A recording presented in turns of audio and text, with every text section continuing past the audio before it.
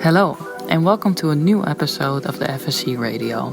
Today, we have a very special guest. He has been a professor at a university for almost 20 years. He has the Teacher of the Year award under his belt, and for 3 years he reigned over the Kaptein Astronomical Institute as director. But most importantly, he's just a pretty cool dude, which he actually reconfirmed by telling us he used to be a DJ. So please welcome Professor Dr. Scott Trager. How are you doing? I'm good, thanks. Did we miss anything in the introduction? Anything you would like to add about yourself? I'm an American. Yes. I've lived here for 20 years, almost.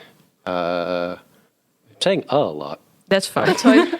But let's see what else. I play guitar, nice. But not in any way that anybody could ever hear because I'm too embarrassed by it. Oh. One should always have like a hobby that like you're bad at, actually, so you can improve at something in your life. And I've been playing guitar since I was 14 or 15 years old, and I don't think I've ever really improved. So, ouch. But you know. But have you let anyone listen to it? Because maybe they... Other than my wife and my daughter, no. And they tell you haven't improved? They both say I'm actually pretty good, but I'm so embarrassed by it. It's one of the few things I do that I'm really embarrassed by. So. Oh, okay. But DJing was fun, on the other hand. That was something that was really enjoyable. So I was a DJ when I was a PhD student in California. Okay. So I was a PhD student at the University of California in Santa Cruz, which is an absolutely beautiful place.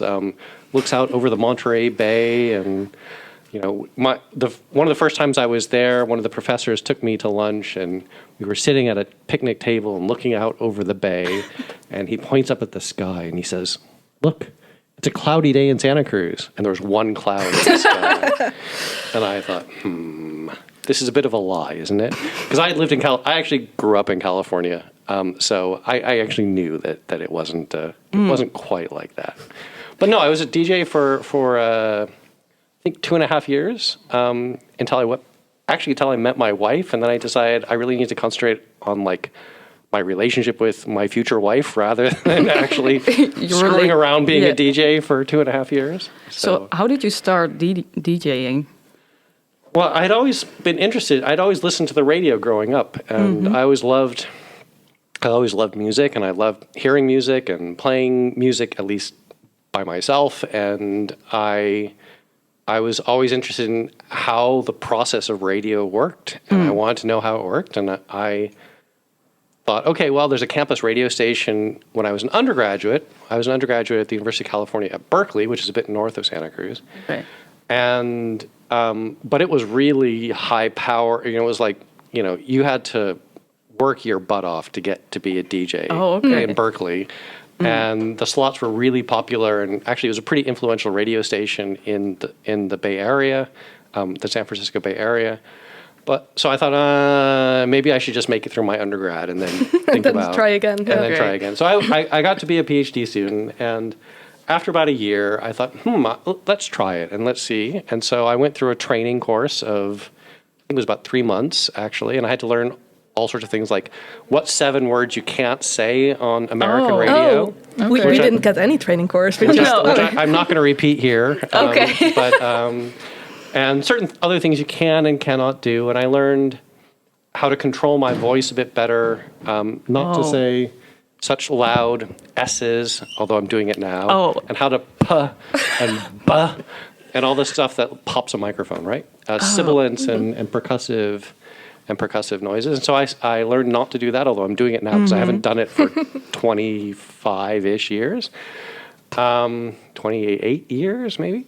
So then I did a radio show with one of the other DJs at the studio, sort of as a, sort of helper, and helped with the music, and then actually got onto the air a couple of times. And then after the 3 months was up, I got my own radio show. Oh, wow. And my own radio show was from 6 to 9 in the morning. So I had to be at the station at about 5:15 because I had to turn on all the power at the station because it was only run by, you could run the entire radio station with one person. And so you had to come in, you had to turn on all the power. You had to get yourself ready, so you had to pick out the music that you were going to play. And this was in the days where, vinyl and CDs were the only thing around. Right. At this point, we were actually starting to get MP3s. Actually, we knew that they existed, and I knew that they existed because I was pretty technical, but there was no way to play them at the radio station. So if we wanted to play something that was on an MP3, we had to burn it onto a CD and then bring it into the radio station, and that was a huge pain in the butt. So we generally didn't do that. So I was a DJ for about 2.5 years. I started out playing jazz and blues because that was the morning show, and that was a huge amount of fun. I learned a huge amount about jazz. My dad is still a huge jazz and blues fan, but his idea of jazz is anything recorded before 1945 or so, maybe even 1939. Whereas the stuff I fell in love with was everything after the Second World War, and so yeah. But with DJ, you mean like you were a host? It wasn't like you made your own tracks? No. This is like the old school version of DJ, right? Okay. I wasn't like a producer, so I didn't make my own tracks. In fact, that wasn't, the concept of a DJ as sort of a producer and maker of music it's not new, but it came out of the hip hop world. Right. And the hip hop world was still, it wasn't like it was far away from me in 1993, long before you guys were born. But it was far enough away that like you didn't think of DJ as being a producer. A DJ was somebody who was a radio host and played records. Right. And so your skill was finding the right records to play and being able to talk on the radio without having a problem with it, right? Right. Yeah. Not stumbling over yourself and so forth. So also no interviews, no like, I did some interviews, not very many. It turned out I wasn't great at it. I think partly because I didn't quite know always how to pitch myself, and while I'm friends with some musicians, it turns out that I'm not friends with enough musicians to understand sort of how to pitch myself. And pitch? What do you mean exactly? Like, what questions do you ask, and what's Very the level difficult. of the questions, and how do you make somebody comfortable who wants to actually talk to you? So, one of the people I did interview is probably somebody, again, from before your time. It was a guy named David Gray who made a song called Babylon, which was really big. Yeah, that sounds familiar. Yeah. So Babylon was a really big song. It was a good song, but it was a really good song, and it was very, very popular. But I interviewed him like on his very first tour of the U.S. He was supporting somebody else, very first record. Right. And there were some tracks that he had made that I absolutely loved. And he brought his guitar. I had to go pick him up at the club and bring him back to the radio station, then interview him on air, and then take him back to the club later. And he brought his guitar, his acoustic guitar with him. And I was like, "Can you play this song?" And he was like, "No." Oh. I was like, "This is my favorite song that you have." And he's like, "No, I'm not going to play it." I'm like, "Well, why not?" And he says, "I'm not going to play it because first of all, it's not a song that I actually ever play live. And second of all, it's not one of my favorite songs that I would play. So why don't I play this other song?" I was like, "Okay, play that other song," which was a good song, but I thought it wasn't Babylon. It wasn't Babylon. This was years before he wrote Babylon. That's very interesting that it turned out to be such a big hit. Yeah, it was funny that he became such a big star. Although the quality of his first couple records were good, and you thought, well, maybe he could be something. Yeah. You just never thought he'd be as big as Babylon, right? No. That's just a huge song. At least in the late '90s and early 2000s, that was a huge song. So anyway, that's my story of being a radio DJ for a couple of years. So you had time to like pick up people from the club and badger them to play guitar while you were doing your PhDs or PhD. Yeah, being a PhD student, even now, your time is your own at some level. Certainly in astronomy, I think that because we're not tied to a lab, right? We're tied to the sky, and so we are tied to, when do we have to go observing? What's the moon phase? And as long as I don't have to be somewhere on a mountaintop observing, and at those times we didn't do any remote observing at all, except for Hubble Space Telescope, where you just sent them the what you wanted to do, and then they sent you the data back. That's now how it works at many observatories, but it's not how it worked in the mid-1990s, and it's still not all observatories do work like that now. So, so I had a fair amount of time also because I worked really weird hours. For much of my PhD, I sort of worked from 10 or 11 a.m. until about 3 in the morning. Oh. And I lived very near the campus. And in those days, long ago, it was really easy to own a car and drive around. And so I always had a car nearby if I needed one. And so it was easy to get back and forth to the campus. First couple of years I lived on campus, and because we had graduate student housing on the campus in Santa Cruz. And so it was very easy to get back and forth to the radio station. I could just basically walk. And if not, I could just drive up to the radio station. I could park at the radio station. And so it was very easy to get around. So no, it was sort of something I did as my free time on top of being, I didn't do a whole lot else except, go for donut runs at 3 a.m. at the 24-hour donut shop down the road, right? That was about it. So it sounds like a nice time, DJing, observing donuts. It was great. It sounds like the dream. But to go back a little bit earlier to your life, yep. Do you have any significant moment where you were like, oh, I love astronomy, I want to study this, maybe as a kid or as a teenager, or was it just something? Yeah, I have a funny. I mean, I sort of have a funny. It wasn't obvious that I was going to become an astronomer per se.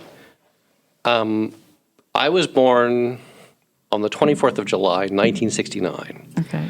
Which is an important day because landing. It's actually the day that the astronauts returned. From the moon landing and splashed down on Earth. It was meant to be.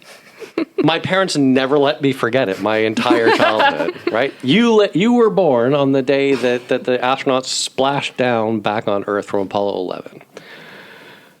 And so I was always really interested in the space program my entire childhood. And I thought, oh, this is really cool. I want to do something with space.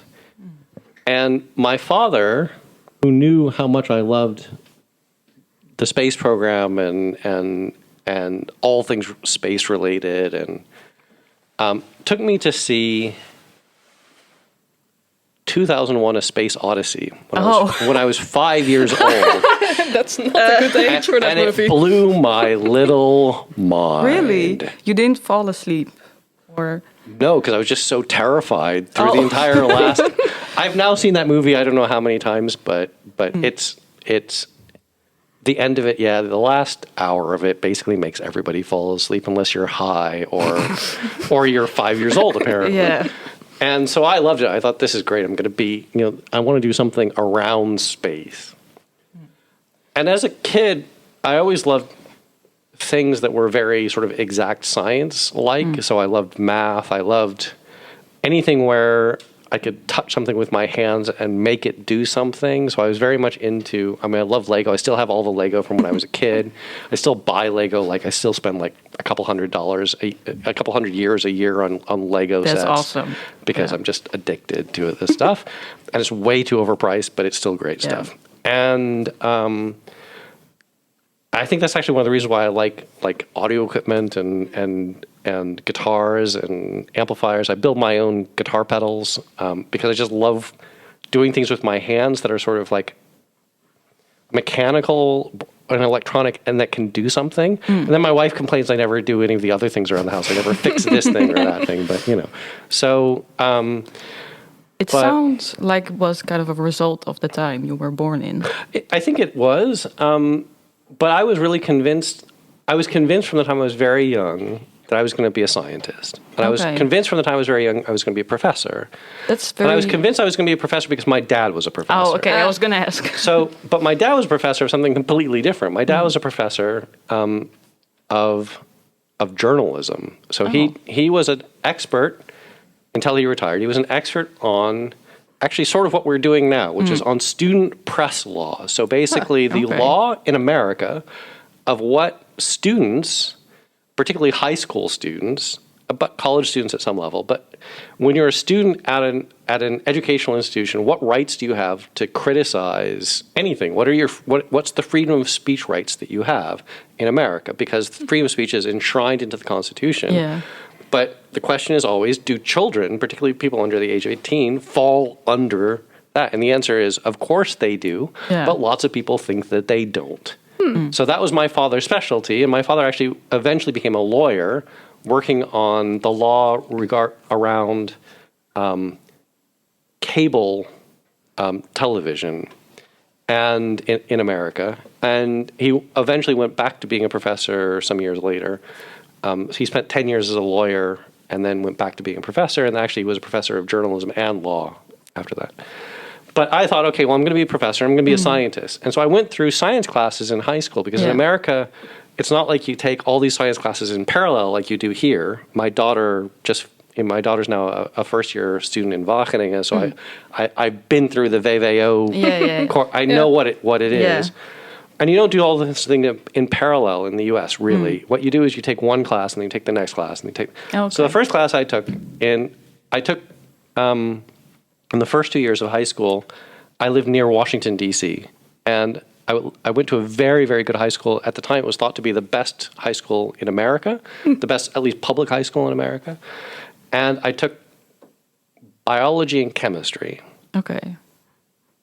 Biology, I just hated. I just thought, I understand biologists now. I have a much better feeling for why biologists do what they do. But at the time, I was like squishy, stinky, smell. This is not for me. I want something that really, like, I can predict what's going to happen next. Okay. I liked the genetics part of it. I thought that was cool. We did fruit fly experiments. I thought that was really cool. But then fruit fly genetics are very Mendelian, right? You know exactly what's going to happen. You can write down you can write it down in a very logical way. You know what's going to happen next. I also love statistics, I have to say, boringly for most people, but I love statistics. And for me, fruit fly genetics were cool because I could actually write down and go, okay, what's the mean number of things that have this eye color and blah, blah, blah, right? Okay.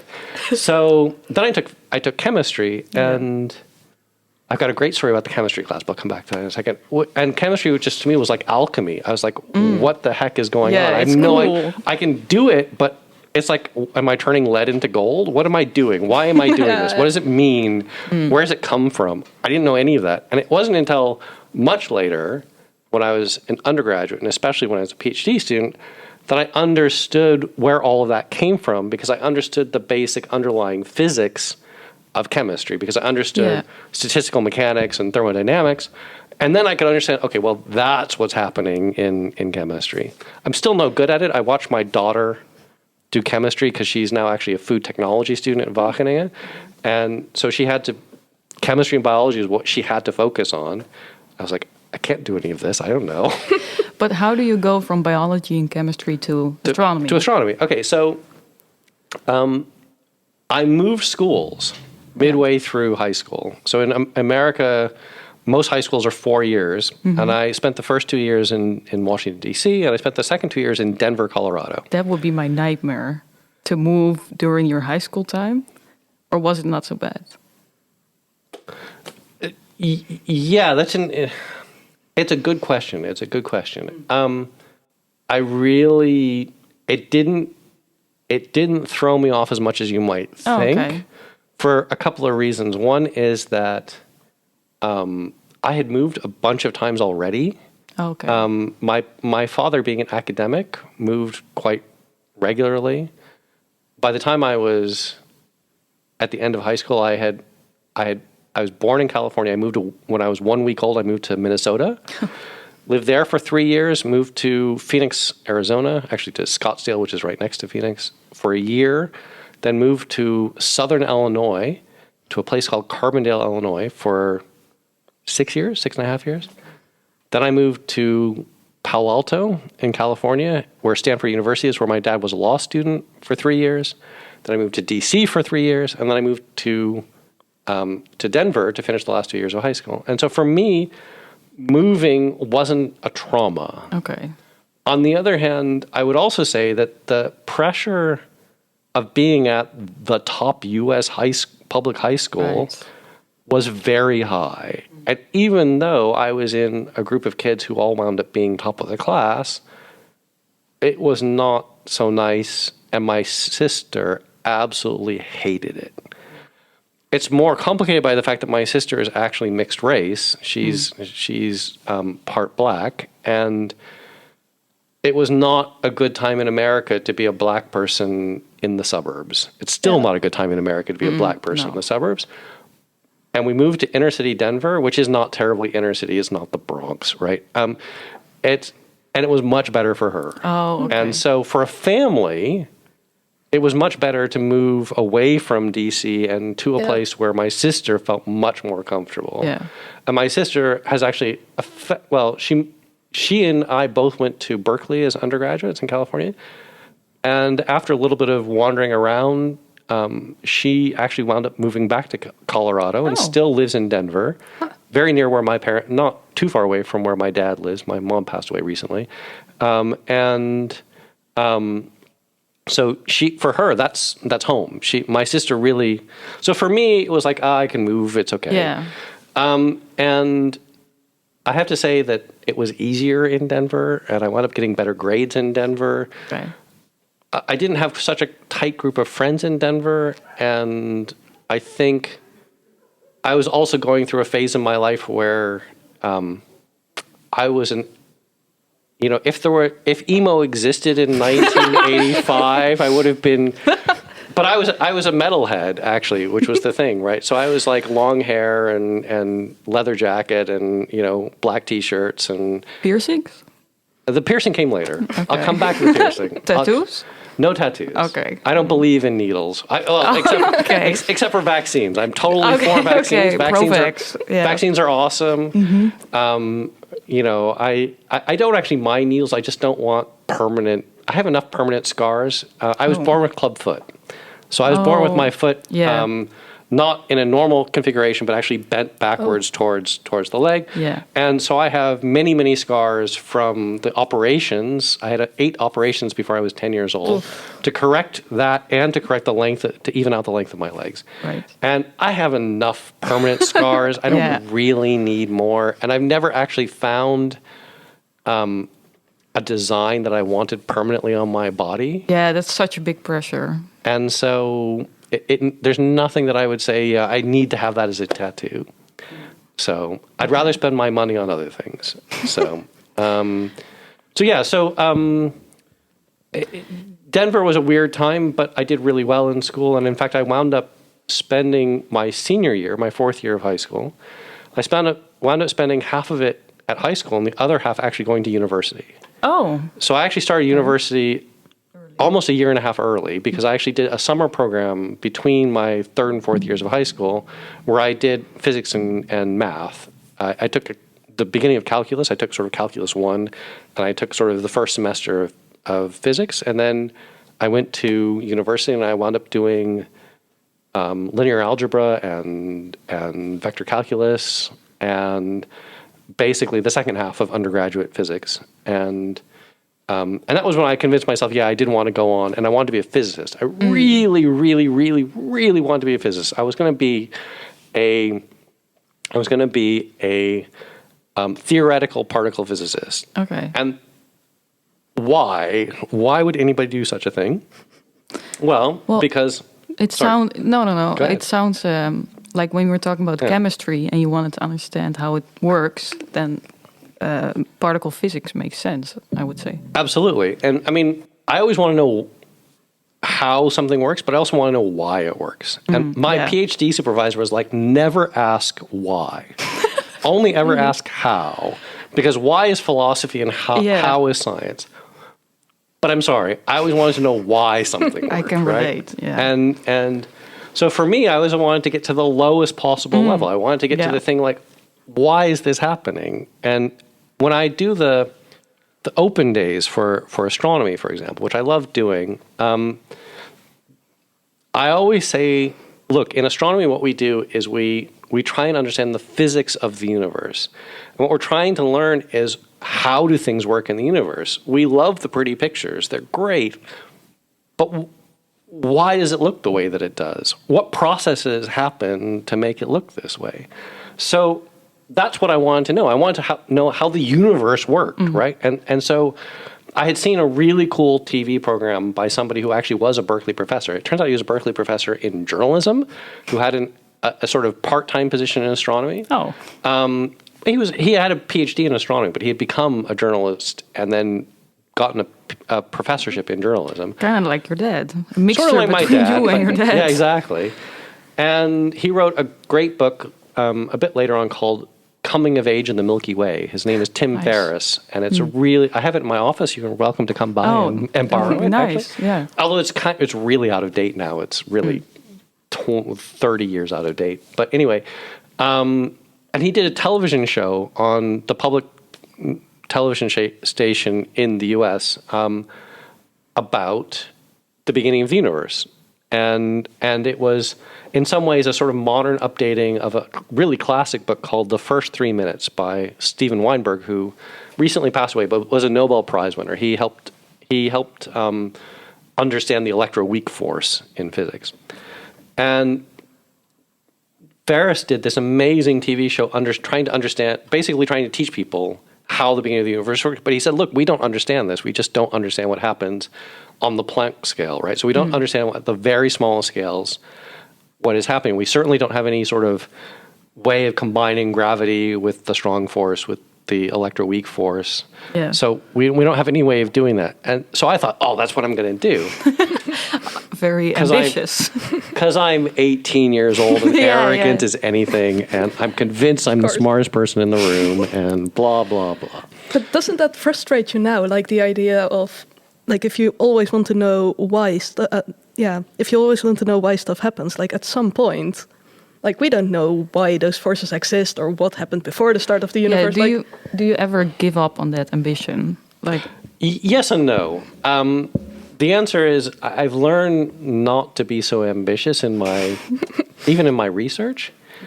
I've learned to ask much more specific questions. So the thing I've really been interested in since I was a PhD student is, why do certain galaxies look the way that they do? So I'm particularly interested in what my wife always refers to as boring galaxies, which are elliptical galaxies, the things that look like just eggs, right? If you look at them in a blurry picture, they look like eggs, but it's just stars moving around, right? So how do you get a galaxy like that? And the answer is we don't know. We thought we knew. yeah. I mean, literally, when I started my position here, we were pretty convinced we knew how elliptical galaxies formed. But the last 20 years have shown us that we were just wrong. That the basic way that we thought galaxies formed was just not right. And why do we know that? Because we've got much better data now at different epochs in cosmic history, and it just doesn't work the way that we thought it did. So, that's the question I want to know the answer to. And it's still the question I want to know the answer to today, 20-something years, 30 years after starting my PhD, right? And so for me, there's still things I want to know how they work and why they work. But there's still things that, I have to give up. I mean, at some level. I've learned that, for example, that I learned as a manager of people, since I was director of the Institute for several years. Yeah. You can never really ask why people do certain things. You can derive hypotheses of why they might do certain things, but you're usually not quite ever right. And so, those are the sorts of questions you just can't ask, right? Human behavior is difficult to figure out the reasons for, as an example. And also the reason is quite arbitrary. Like, it could be anything. What's the truth? Yeah, what's the truth? I think that's a very deep statement. Sorry. No, it's okay. When I teach, for many years I taught the statistics class in astronomy, the statistics for astronomers, and I loved it. And one of the first things we did in class was we had a philosophical debate over, can you prove that something is true or false? Yeah. And the answer is no. You just can't. But then that's a paradox a little bit. Yes, because is that a true statement then? So the way to get out of the paradox. No, it's a good point. The way to get out of the paradox is to say that true and false is only related to the background information that you have available to you at the moment, right? Yeah. So there is no absolute true or false in the universe, I would say. Although students often disagree with me on this, but I point out that that's almost certainly because they have faith rather than reasoning. Yeah. And if you you don't need to assert that something is true or false. Yeah. As a base statement. You can always just say it is true in the context of what we know about the problem that we're looking at. Yeah, right? or you can say it's the most likely from all the evidence we have. And that's how we treat statistics these days, at least in because we treat it in a probabilistic way, at least in astronomy these days. We always try and say, okay, what's the most likely thing to happen? And what's the probability that it happens? And how do we quantify that probability? And how do we do that in a sensible way? And how do we do it in a consistent way? So, Right. Yeah. So finally, I'm getting to actually being an astronomer. Yes. Right? So we've gone through this long story. We've been talking for a while. And how did I get to be an astronomer? Yeah. So me, absolutely convinced I was going to be a theoretical particle physicist and work on the very early universe. I took, in my first 2 years of university, I took a bunch of classes that sort of indicated which direction I should and should not go in. So the thing that indicated that I should not be a theoretical particle physicist was that in order to go into the sort of theory track, the theoretical physics track, the equivalent here of being in VSI, for example, in the theoretical physics program, you had to take a class called real analysis in math. And real analysis is proving from first principles, or at least from first assumptions, that calculus works. Okay. And it basically shows you the root understanding that we have of calculus. And I did really badly in that class. It was just Okay. not for me. And even today, I go back and I look at it and I think, yeah, I'm still not sure how to understand this material. My mother-in-law, who is actually has a PhD in statistics, Okay. said exactly the same thing when she took that class, apparently. Oh. So it's not like I'm the only one who wound up being a professional, even using mathematics, who found that really difficult. So I thought, I'm not going to do that. That's not it. And then in my second year, that was in my first year, and then in my second year, I had the opportunity to take two different astrophysics classes. One was offered by the astronomy department, which didn't undergraduate major, but basically didn't care about the undergraduate major anyway. And a physics class, actually, about astrophysics taught by a truly brilliant and gifted teacher who unfortunately is no longer with us, a guy named Andrew Lang. And Andrew wound up becoming a professor at Caltech later on, which is really the pinnacle, one of the pinnacles of. And Andrew was a fantastic teacher. And Andrew had worked on cosmic microwave background experiments. He had also published a paper which he admitted afterwards was completely wrong, which seemed to indicate there was a problem with the microwave background from his experiments. And it turned out that there was a problem with his experiment. Right. And he was very good about admitting that. But it was really great to work with somebody who was such a gifted teacher and really showed the physical underpinnings of astronomy, like where the physics came from.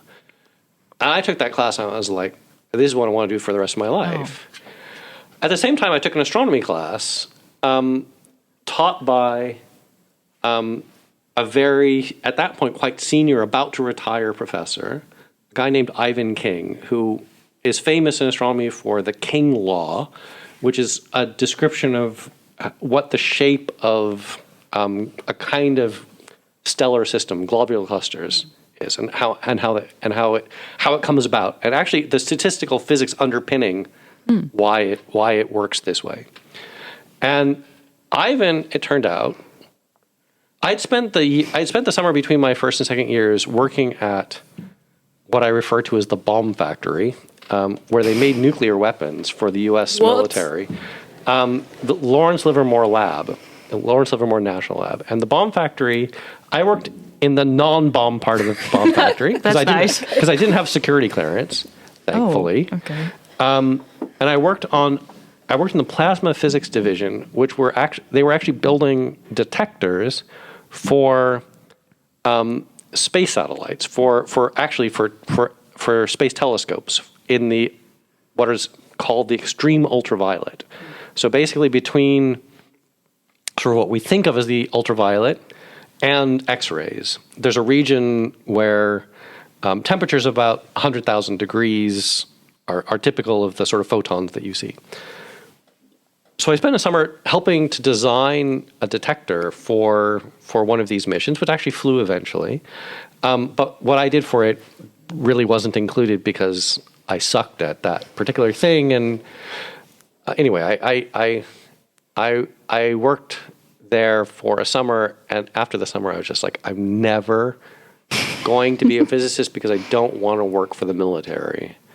And at the time in the U.S., if you were a physicist, you had kind of a couple of options. Your first option was to be an academic and then fight through the academic system. Yeah. Your second option was to work for the military. And your third option was maybe find a job somewhere in industry if you were lucky. Yeah. At least this was in the late 80s, early 90s. And I thought, not what I want to do. So this second year, I wound up begging Ivan King for a job, for a summer job. And I wound up working for Ivan for 2.5 years.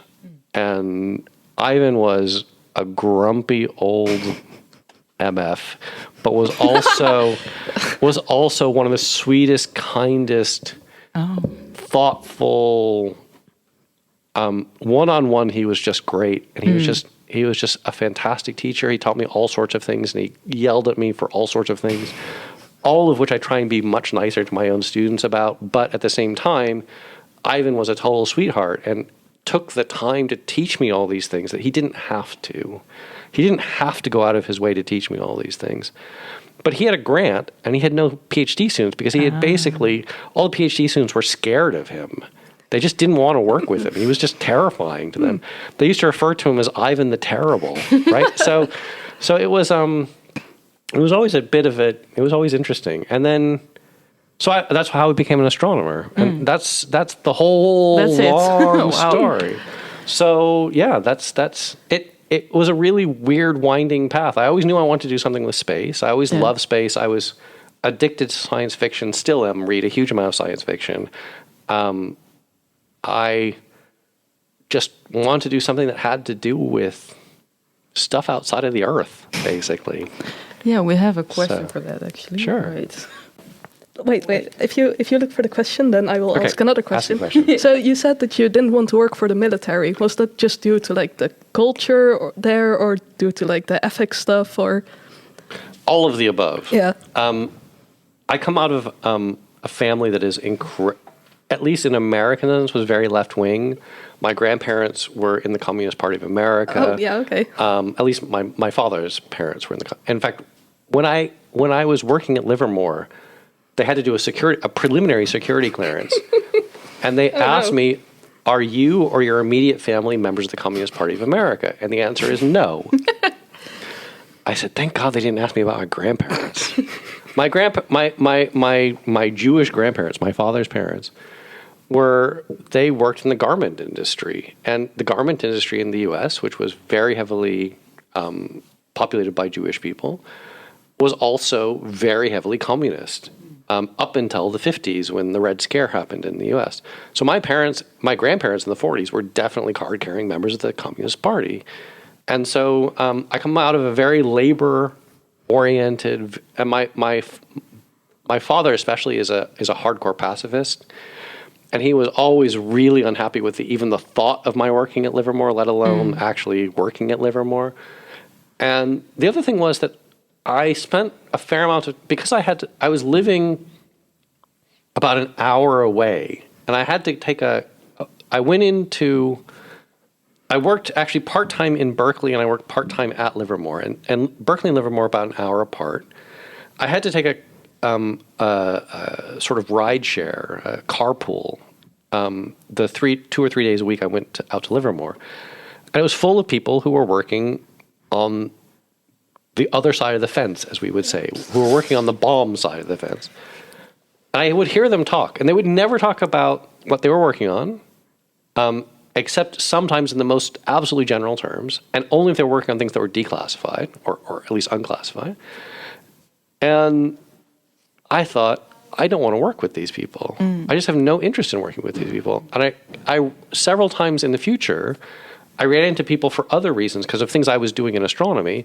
I ran into people who were also working on things that had military applications. And every time I wound up having a conversation with them, I just thought, I don't want to be working on this. I don't want to be working. They had this viewpoint of anything they do that protects America is good. It's justified. It's justified. Yeah. And I couldn't do it. It's not in me to do that. I'm just too, Reasonable? Well, no, I know what my morals and my ethics are, and I know where the boundaries are, and I know where they can bend. But it's not there. Yeah. And so I couldn't do it. I couldn't see a future. You know, I kept saying that if this is going to be my future, I'm going to go become a pastry chef, which is one of my hobbies. So, Yeah, we wanted to ask if you didn't do astronomy, what would you do? But then probably well, yeah. So open a bakery. yeah, you know, I have really good friends now who are chefs, and I look at their lives It's and I hard think, work. God, I don't want to do that. That's so hard. Yeah. My daughter wants to do it. I don't think she understands nearly how hard it is. But yeah, maybe a bakery. A bakery I can kind of see because, you know, the same hours as being an astronomer, right? You work at night. You get to play with bread, which is just great. And, you know, the smells are fantastic. And you can eat all the bread you want. And then I'd be even fatter than I am now. No. So I love how we went from nuclear bombs to sweet bread. exactly. Okay, sadly we have to wrap up though. Oh, we do? Oh, no. Yeah, but I want to ask one more question. Sure. It's a bit of a silly question, but which type of astronomical object do you relate to the most? Relate to? Yeah. You can take that any way you want. I don't anthropomorphize astronomical objects, so it's sort of hard for me to. Ludi and I were talking about this yesterday, and I think I'll tell you what my favorites Okay, are. yeah. Maybe that's easier, right? Okay, so my favorite objects are a galaxy. There's a galaxy called M32, which is the elliptical galaxy companion of the Andromeda galaxy, which is M31. And M32 is absolutely fantastic because it's nearby. It's easy to observe in the Northern Hemisphere anyway. It's kind of a Rosetta Stone for understanding how galaxies work because there aren't very many elliptical galaxies nearby. It's the only one in the local group that's actually anything like the giant elliptical galaxies that we see far away. And it is possible to understand what stars are inside of it, both from taking pictures and by taking spectra, so actually taking the light from the galaxy and breaking it up into its pieces. And so, in a way, it's a key to understanding how these sorts of galaxies were made. And so that, to me, is my favorite astronomical object. It's not one I relate to. I'm not sure the other thing I like is I love stars because stars are the best example of applied physics that you can think of as far as I'm concerned. Because all that cool statistical physics and thermodynamics, which you probably hated the classes of, but I hope you didn't. a little. Sorry. But statistical physics and thermodynamics are the reason that stars work together with nuclear physics. And so it's three really, really cool bits of physics along with very basic mechanics. And you can explain on a sheet of paper with 4 equations how stars work. And I just think that's the coolest thing ever. Yeah. Just how cool can it be? You can explain how an entire star works with 4 equations. That's just awesome. Well, I think that's a good ending. Yeah. I wish we could talk longer. I would love to talk to you again. Part 2. Part 2, Scott Trager. Where does the earring come from? Oh shit. Yeah. So how did I come about the earring? So I said earlier I was a metalhead when I was a teenager. And I had always wanted something that sort of said, okay, well, you know, I'm not just the most boring person on earth, and so. And I had really long hair. I had hair longer than yours, actually. I was down to about here when I cut it off. Pro headbanging. Yeah. Nice. Praise the goat.